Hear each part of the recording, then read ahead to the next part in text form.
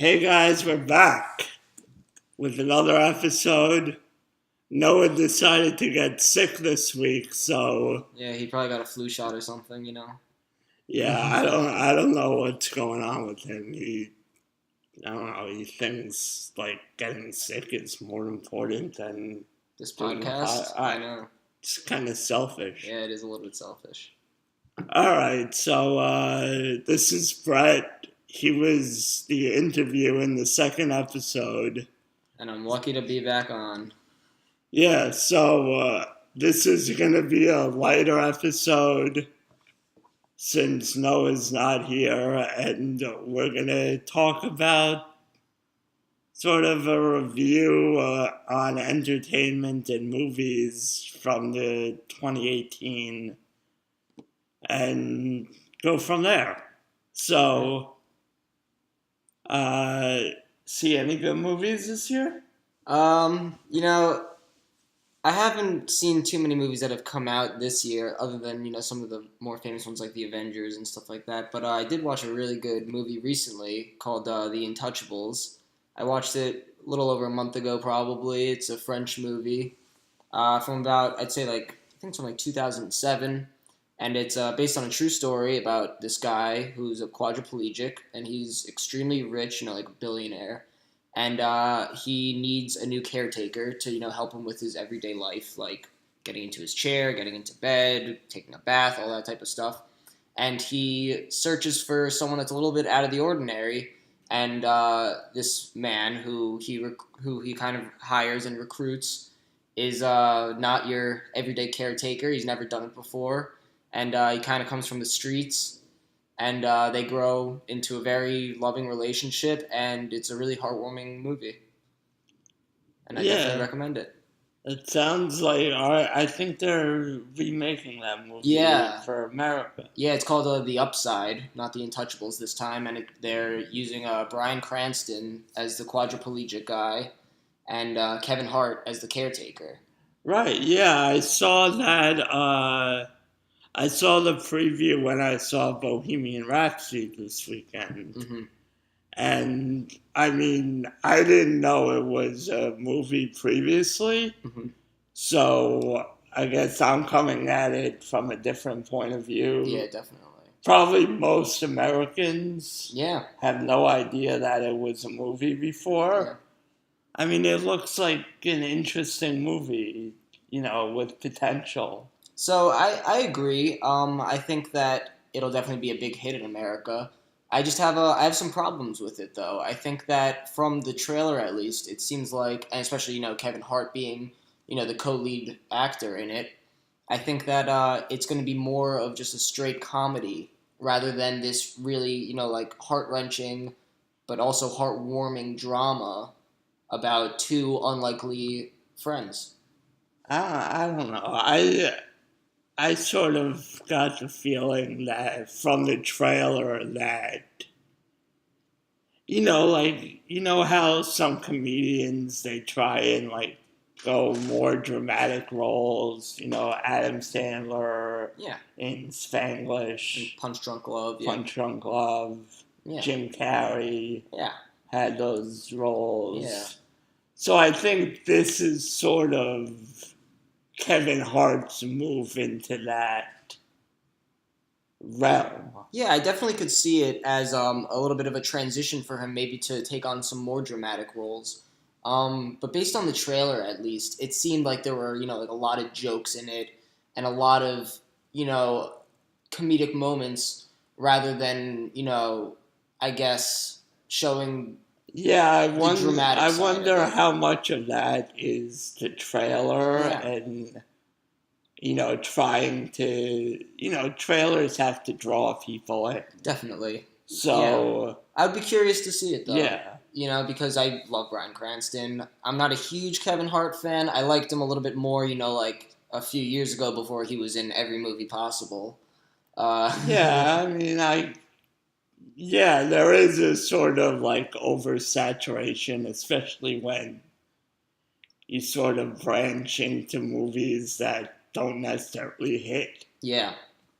And then it's sort of I also saw that Adam Sandler that happened with like, Yeah. you know.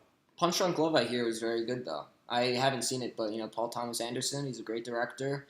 It's gotten very like underrated reviews. Yeah, people really like that movie. Yeah, there's like a big cult following for it. Um, but yeah, like I'm curious to see what Kevin Hart has to offer to this role. If he's Yeah. still the crazy high pitched Kevin Hart, or if he wants to settle a little more into his role. Also, something in the trailer that I saw, which I'm curious to see, is I saw Nicole Kidman plays not the caretaker, but sort of like almost like a supervisor of this man, Oh, and okay. helps hire the help and helps him with everyday things, but more of like the overarching tasks. And in the French version, she was a main role, but not super main. Not super focused on as much as I can't remember the actor's name, but the two other guys. And it seemed like she's going to play more of a role, which I'm curious to see how that works out. Yeah, that could be an adaptation for like American audiences. Yeah. Yeah, I could see it. So Yeah. I mean, and Nicole Kidman, you can't have her in a minor role. Yeah, exactly, and that's why So- I knew that she's gonna have like a pretty big spot Yeah. in there. Yeah. But we were talking about the Avengers earlier because the new trailer just dropped. What do you think of the trailer?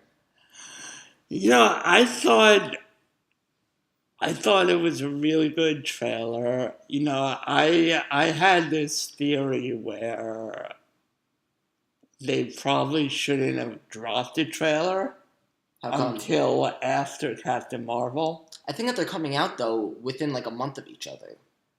Yeah, so Captain Marvel comes out at the beginning of March, Mm-hmm.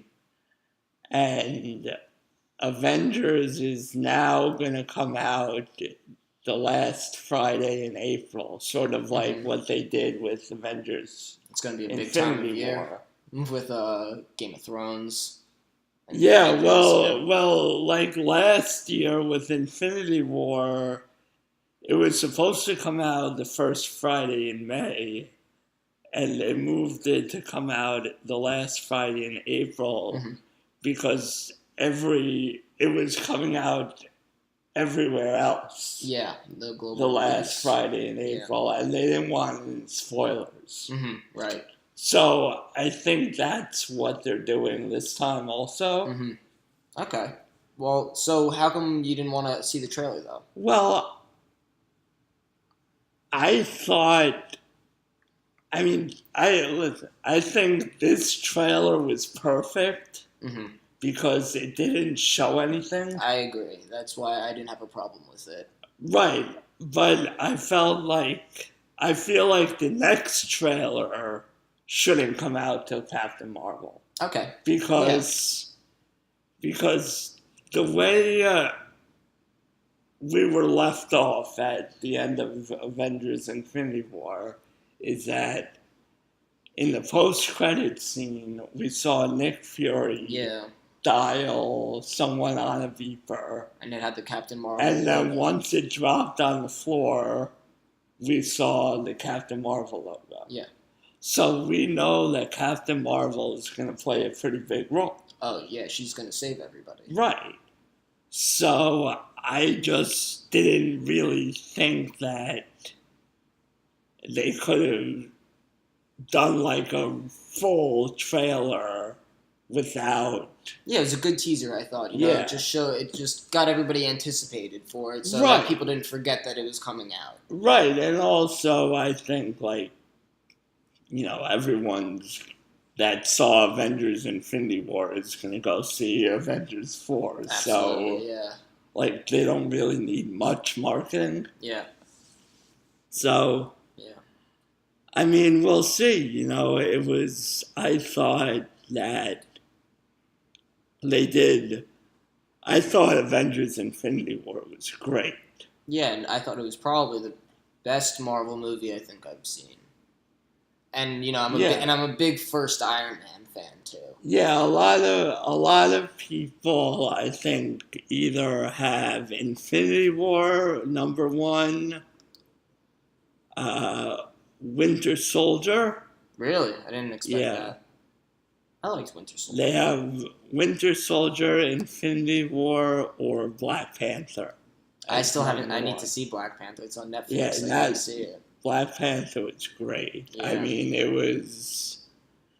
And I mean, I think it was very interesting. It had subtle connotations to like what's going on in the real world. That's interesting. Yeah. Because, Wakanda is sort of this hidden Yeah, it's in country. Africa, right? Yeah, it's in Africa. See, at first I thought it was its own planet, and I learned that it was actually in Africa. Yeah, so it's Wakanda is in Africa, but they're so technologically advanced that the city's hidden inside a mountain.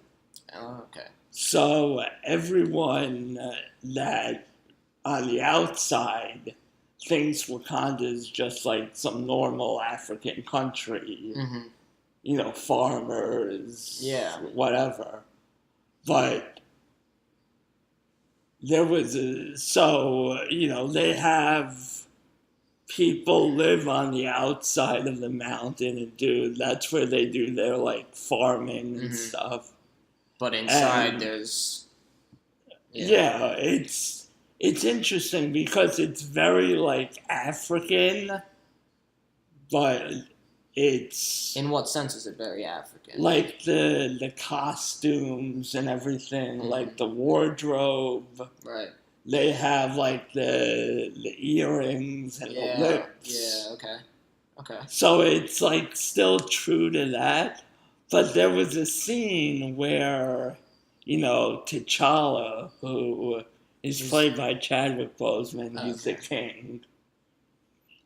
And his best friend, the guy from Get Out. Oh, okay. I thought it was Michael B. Jordan. Michael B. Jordan's the Michael B. Jordan's villain. Yeah, villain. Yeah, so there was a scene towards the beginning where T'Challa goes to his best friend because they're debating. The whole movie is sort of a debate of whether to open up Wakanda to the world. Okay. So that's interesting. T'Challa says, like his best friend delivers a line that it's sort of like if we open up ourselves to the world, we'll have that much more responsibility. Right. Yeah. So like, which I feel like that's sort of like what America is right now. Yeah, so should we have open borders and allow, people that we don't know come in? Well, not even that. It's just like, we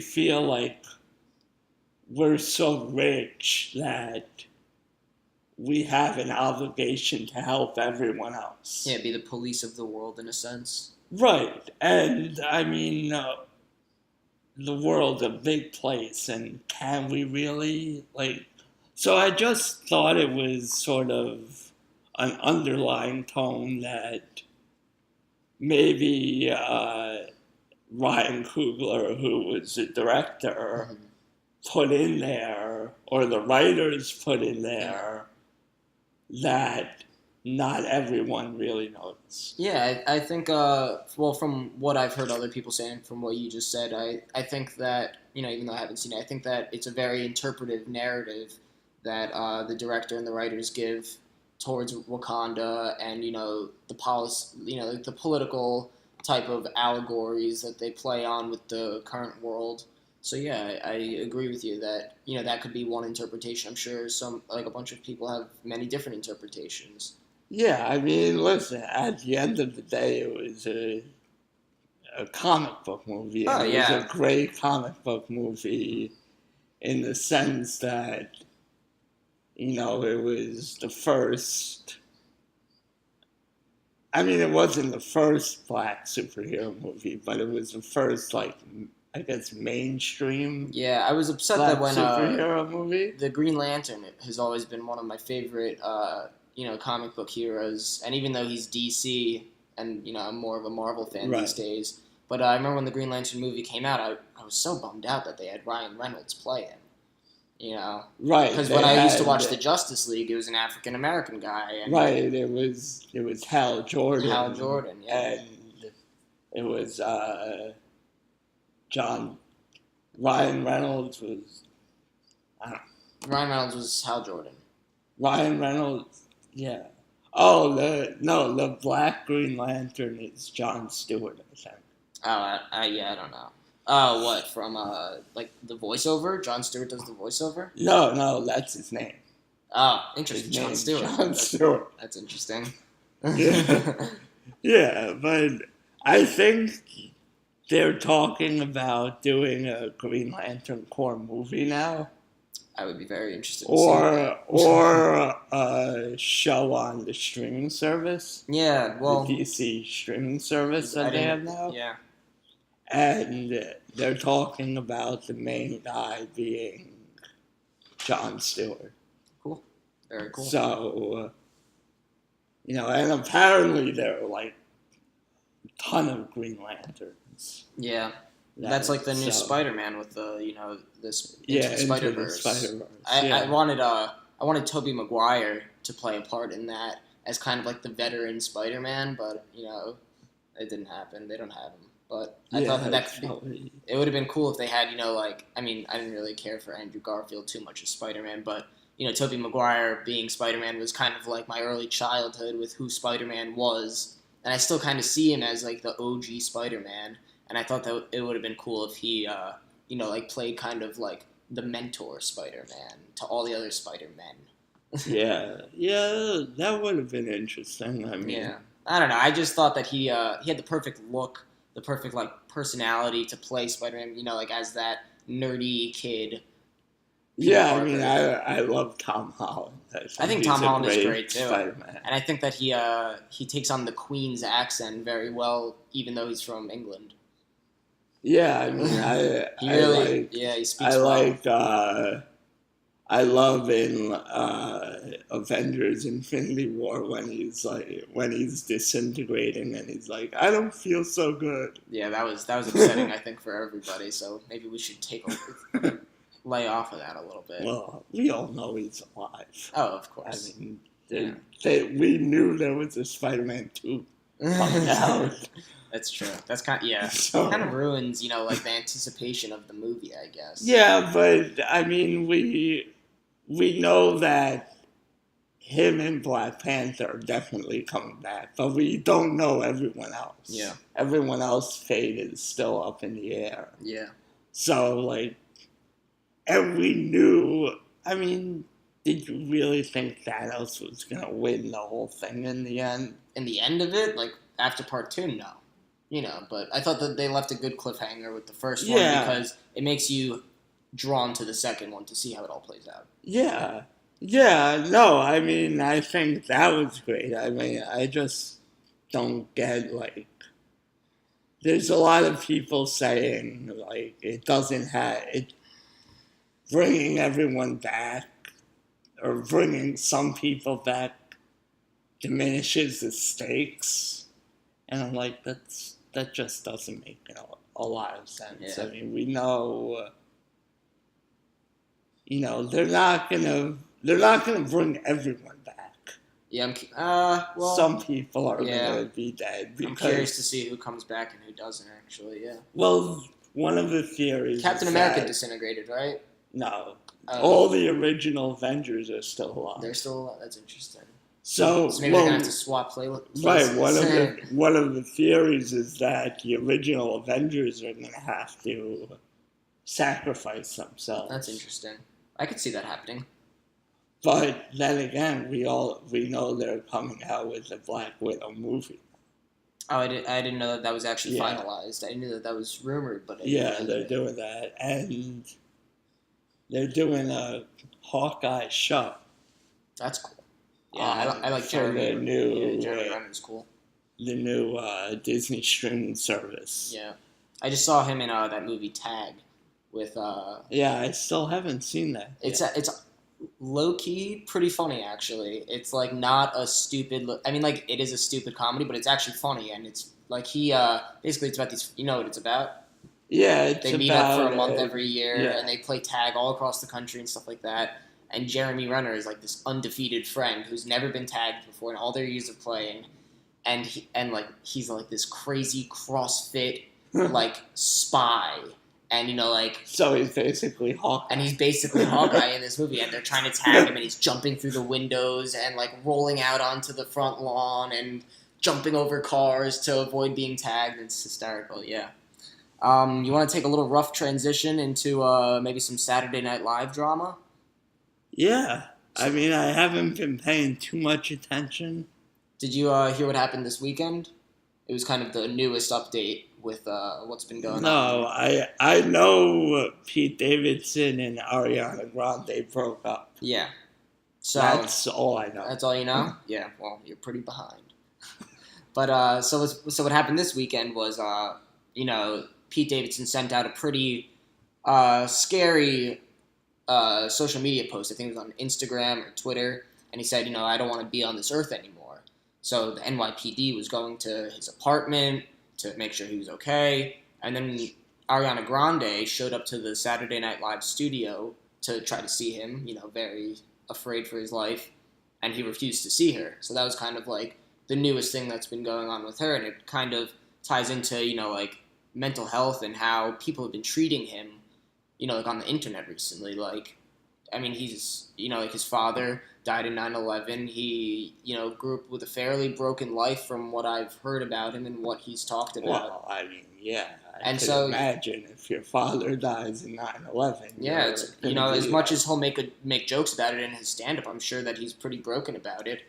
And he, clearly suffers from, some depression, anxiety, at least, in the slightest. Oh, yeah. And, a lot of people, after Mac Miller died and Pete Davidson, got engaged to Ariana Grande, people were kind of tearing him apart on social media, saying, like, you killed Mac Miller, Ariana Grande killed Mac Miller, and that kind of spiraled the rest of their relationship out of control.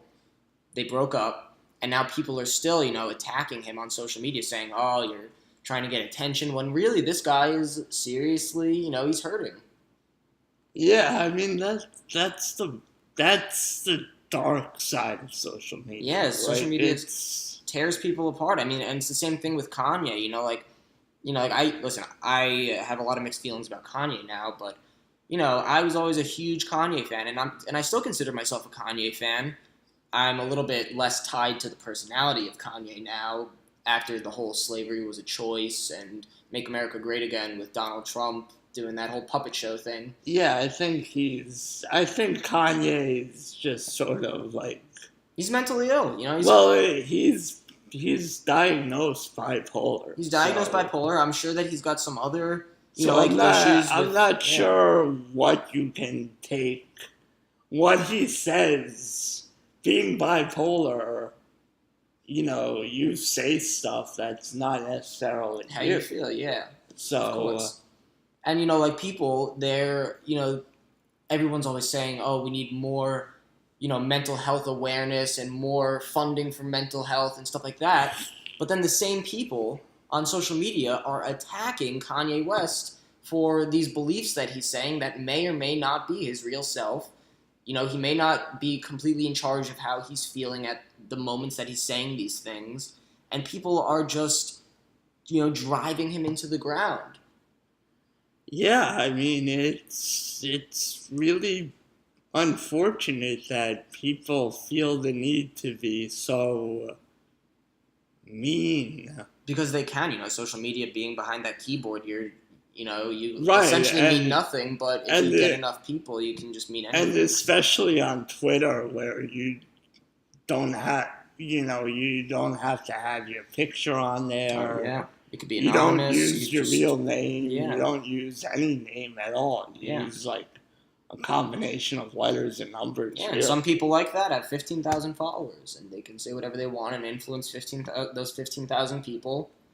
Yeah, I mean, I saw a tweet over the weekend, I guess, that Kanye tweeted out saying that he wants to speak about mental health with people, but all anyone wants to talk to him about is his drama and not his really music. what's going on with him Right. in his mental health Right. way. Yeah. So Joe Rogan replied to him saying, you could come on in my podcast and talk about whatever you want. Yeah. I mean, and if you've ever listened to Joe Rogan's podcast, he talks about anything. Yeah, and he speaks with quite the conviction. Yeah, so, Yeah. I mean, you can definitely go on Joe Rogan's podcast and talk about mental health. I mean, listen, I tweeted out jokingly, but I would love to have Kanye on, and I think it's a big challenge. I don't know how prepared you really are to speak to the mind of Kanye West. But I do think, between my history and Noah's history, I do think it could be a good fit. Actually, yeah. To talk I didn't really about think about the it that mental way. health. But yeah, definitely. Actually, I think that would be, like a good, kind of like a triangle of mental health. Yeah, I mean, so I think I don't know Kanye. Noah doesn't know Kanye. I don't know if Kanye knows Kanye. I mean, but if anyone knows Kanye out there and is listening to our podcast, look us up. Throw our name out there. See what he says. So, just one funny bit of news. This was quite ridiculous, I have to say. So, some guy in Virginia decided to snowblow his driveway with a flamethrower. That's one way to do it. I always was the traditional salt type of guy. I always felt that was effective. Did the job, gets rid of the ice. I mean, a flamethrower would do it a lot quicker. You think? I don't. How does it? Do you think it just melts it away, or what? Yeah. Yeah. I wonder what the interaction with snow and fire is, because even though snow is water. Yeah, but don't you think that it's got some different chemical reactions? Maybe, I don't know. Maybe not. I'm not a chemist. I think it's just water. Yeah, definitely. At a really cold temperature. Yeah, I mean, people burn their garbage, shit in the sea, do whatever you want, right? Yeah. Yeah. Yeah. So, all right. Anything else? No. Stay wise, stay educated, stay in school, stay off drugs. Keep it straight. All right. So, that's going to be the end of our episode. We're going to do it. We're going to cut it a little short. Hopefully Noah won't be sick next week. Yeah. Maybe if you know him, give him a little shit. So as always, like us on Facebook, like us on Twitter, subscribe, comment, rate, do everything to the podcast. Subscribe on YouTube, comment on YouTube. Make us rich. Go to patreon.com, give us a couple bucks. One of the things we want to do, we want to improve the quality of these podcasts. So yeah, give us recommendations. Yeah, let us know what we can do to satisfy your listening needs. Yeah, and you could email us at theunusefulidiots@gmail.com. Give us suggestions if you want to ask us questions to have us talk about or answer on air. We'll do that too. Yeah, call in maybe. Well, we don't really have that capability yet. Yeah, give people your number. Might be a little bit too close to call. I don't know. So we'll stick to the email variety. Keep it a little bit right more now. distanced for now so that the crazy fans don't stalk you. Yeah, well, a lot of crazy people get drawn to us. Yeah. Especially Noah. Yeah. Noah attracts the crazies. Yes. So, anyway, that's it. Thank you for listening. Peace out, idiots. Is that a good name for our followers? Idiots. Yeah. All right. Peace out.